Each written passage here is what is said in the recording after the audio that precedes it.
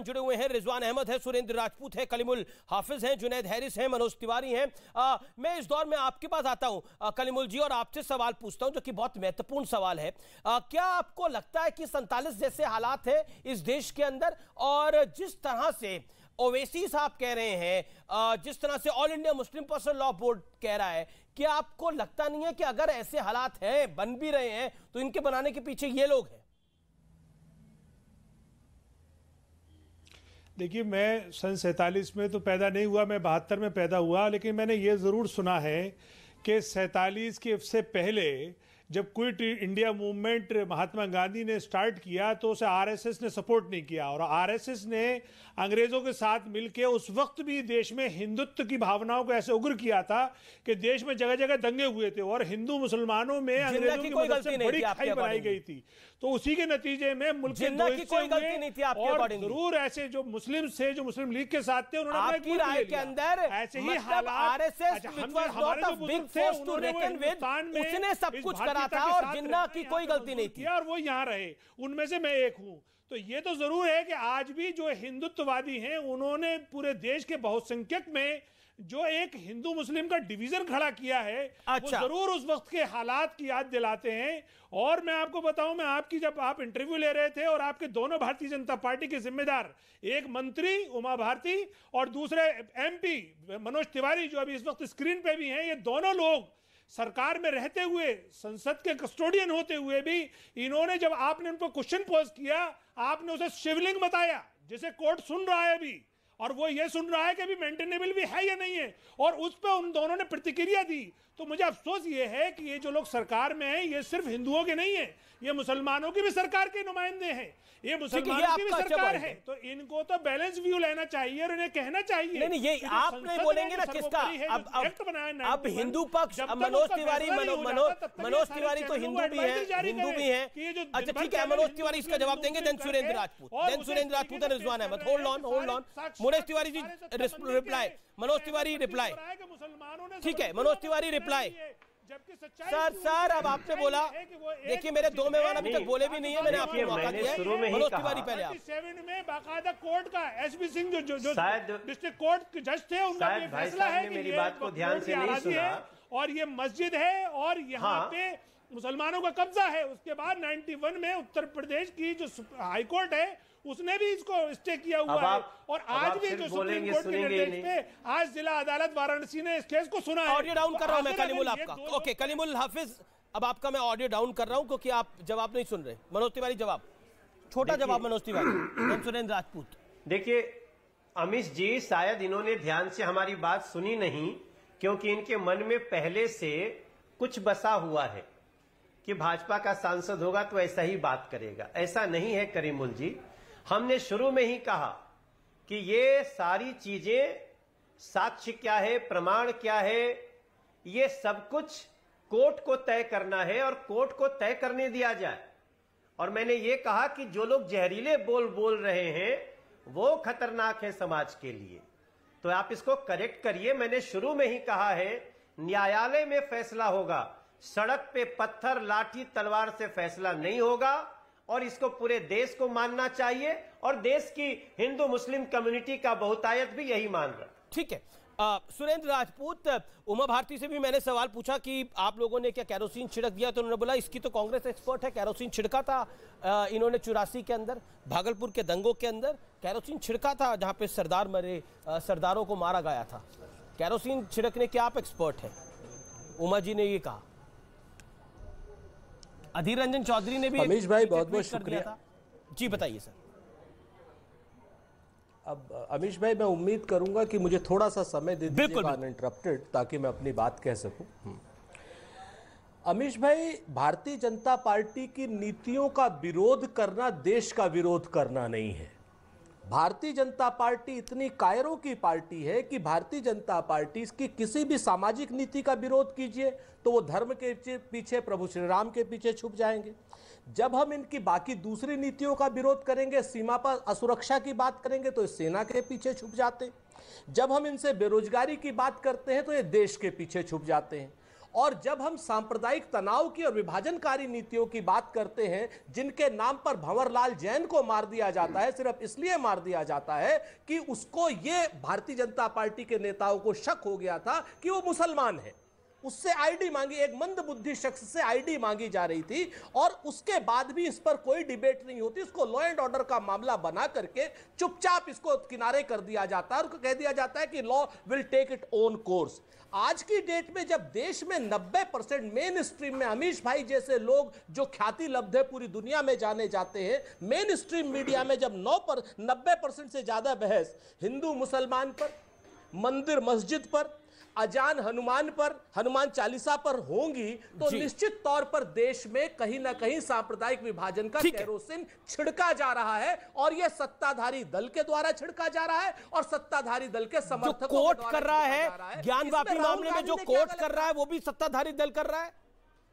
जो ज्ञानवापी में कोर्ट फैसला ले रहा है वो भी सत्ताधारी दल कर रहा है। जो हनुमान चालीसा पर गिरफ्तारी करी महाराष्ट्र की सरकार ने, वो बीजेपी ने करवाई थी। मैं सवाल पूछ रहा हूं, मैं बताता हूं। नहीं, तो दोनों बातें मैं आपको जवाब देता हूं। पहली बात, कोर्ट का फैसला पूरी तरीके से पूरे देश को मानना होगा। कोर्ट का फैसला संविधान, तो सर्वे का फैसला तो कोर्ट ने दिया, और संविधान हमारा धर्म है। सर्वे का फैसला तो कोर्ट ने दिया। आप तो उत्तर प्रदेश से आते हैं सुरेंद्र राजपूत, सर्वे का फैसला तो कोर्ट ने दिया। सर्वे हुआ और सर्वे में अगर शिवलिंग हिंदू पक्ष क्लेम कर रहा है तो ये रिपोर्ट भी नहीं होना चाहिए, वहां पे शिवलिंग है। अगर आप काशी विश्वनाथ गए होंगे, जो आप गए होंगे, आपने देख रहे, आपने खुद ज्ञानवापी की भारी दीवार देखी होगी, उसको देखकर आपको क्या प्रतीत होता है? क्या आपको लगता है वो मस्जिद है? मैं आपसे सवाल पूछ रहा हूं सुरेंद्र राजपूत, आपको क्या लगता है? जी, मेरे प्रतीत होने से मसला नहीं हल होता है। प्रतीत जो संविधान को होगा। पहली चीज, हमने कोर्ट का कोई विरोध नहीं किया, सर्वे का कोई विरोध नहीं किया। अरे अब अमिश भाई मेरी बात सुन लीजिए। देखिए, आपकी बात इतनी देर बाद आए कब जी, तो आप अगर बीच में बोलेंगे, आप ख्याति लब्ध हैं, आप बोलते हैं, हम डर जाते हैं। नहीं, बिल्कुल हम तो डर जाते हैं आपसे ना जी। तो आप बात समझो ना, कहते हैं ना कि फैसला जो भी हो मंजूर होना चाहिए, जंग हो या इश्क हो भरपूर होना चाहिए। सर्वे का फैसला कोर्ट ने दिया है, हम कोर्ट के फैसले का सम्मान करते हैं। हमने कोई विरोध कोर्ट के फैसले का नहीं किया। कोर्ट का जो फैसला आएगा हम मानेंगे, जो पक्ष असहमत होगा वो अपर कोर्ट में जाएगा, जो पक्ष सहमत होगा वो अपनी। लेकिन उससे पहले अगर टीवी मीडिया के माध्यम के साथ में अपुष्ट रिपोर्टों के साथ देश में एक सांप्रदायिक तनाव का माहौल बनाया जाएगा, तनाव कैसे होगा? तो ये उचित है क्या? कमाल की बात है, अगर रिपोर्ट आएगी वो दिखाई जाएगी तो उससे सांप्रदायिक तनाव होगा। और ओवैसी जो लोग सर्वे को रोकेंगे वो सांप्रदायिक तनाव नहीं कर रहे। खबर को दिखाना सांप्रदायिक तनाव है, वहां पर वारदात हो जाए वो सांप्रदायिक तनाव नहीं है। अखलाक को मार दे भीड़, वो खबर दिखाना जायज है। लेकिन अगर ज्ञानवापी सर्वे में पत्थर चले या फिर वहां पर हंगामा मचे, वहां सर्वे को रोक दिया जाए जो कोर्ट द्वारा संचालित है, उस खबर को दिखाने से सांप्रदायिक तनाव बढ़ जाएगा। रामनवमी के जुलूसों में पत्थर चलाए जाए कोई दिक्कत नहीं है। नहीं, आपने जो बोला, आप ही की बात को मैं ऊपर रख रहा हूं।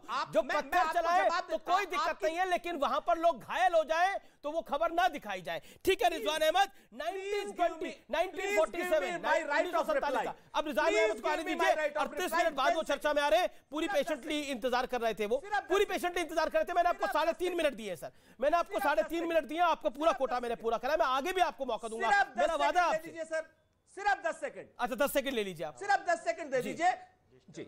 मैं आपसे बताता हूं, कोई भी पक्ष हिंसा करे, हिंदू हिंसा करे, मुसलमान हिंसा करे, उसके खिलाफ कोर्ट और सरकार कठोर कार्रवाई करे। ये भारतीय जनता पार्टी की कायर सरकार है, जिस सरकार ने वहां पर लॉ एंड ऑर्डर मेंटेन, मेरी पट भी मेरी।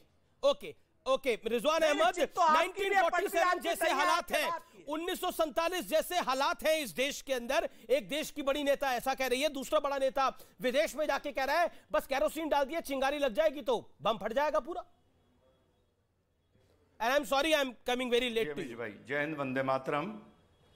ना नॉट एट ऑल।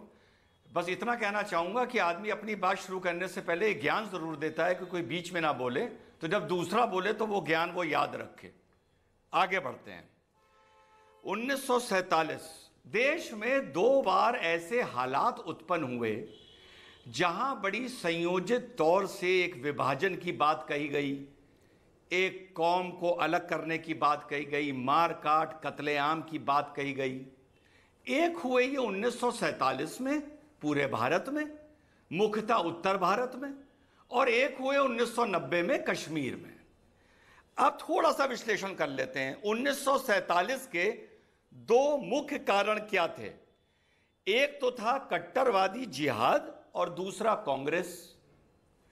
1990 के दो मुख्य कारण क्या थे? फिर से वही कट्टरवादी जिहाद और कांग्रेस। अब जब 71 में बांग्लादेश पाकिस्तान का बंटवारा होने की नौबत आई तो उस देश के बंटवारे के क्या हालात थे कत्लेआम के? कट्टरवाद जिहाद, पंजाबी बंगाली मुसलमान को मार रहे थे। अब जब वो पाकिस्तान अलग हो गया तब वहां से मुहाजिर और बलूच भागे, उसके क्या हालात थे? फिर से कट्टरवादी मुसलमान। अब इन सारे किस्सों में अरे प्रभु हिंदू कहां है? सन 47 हिंदू ने आजादी मांगी के बाद क्या बंटवारा मांगा? क्या सन 90 में हिंदू ने गोलियां चलाई?